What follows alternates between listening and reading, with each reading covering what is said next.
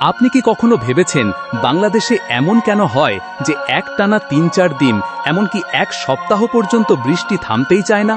শুধু আকাশ মেঘে ঢেকে থাকে আর চারদিকে পানি আর পানি। এর পেছনে কিন্তু রয়েছে কয়েকটি চমকপ্রদ বৈজ্ঞানিক কারণ। বর্ষাকালে বঙ্গোপসাগর থেকে প্রচুর পরিমাণে জলীয় বাষ্প নিয়ে মৌসুমী বায়ু বাংলাদেশের দিকে আসে।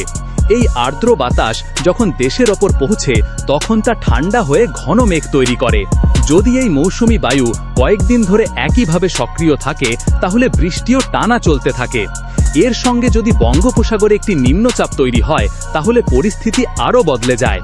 নিম্নচাপ চারপাশ থেকে আরও বেশি আর্দ্র বাতাস টেনে আনে, ফলে আকাশে জমতে থাকে বিশাল বিশাল বৃষ্টিবাহী মেঘ, যা একের পর এক ভারী বৃষ্টি ঝরাতে থাকে। অনেক সময় এই মেঘগুলো দ্রুত সরে যায় না, একই এলাকার ওপর ঘন্টার পর ঘন্টা এমনকি দিনের পর দিন অবস্থান করে। তাই একই জায়গায় বারবার বৃষ্টি হয় এবং সৃষ্টি হয় জলাবদ্ধতা ও বন্যার মতো পরিস্থিতি।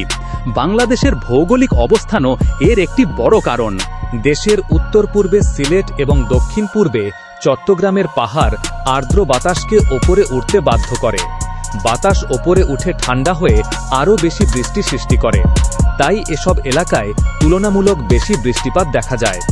এর সঙ্গে এখন যোগ হয়েছে জলবায়ু পরিবর্তনের প্রভাব।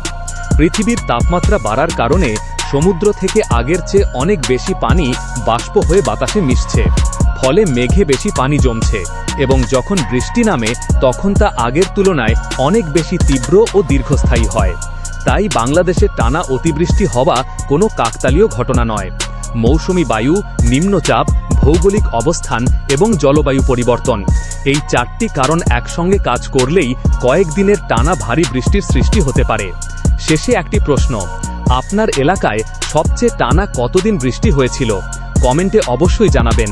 আর এমন আরও অজানা তথ্য জানতে আমাদের চ্যানেলটি ফলো করতে ভুলবেন না।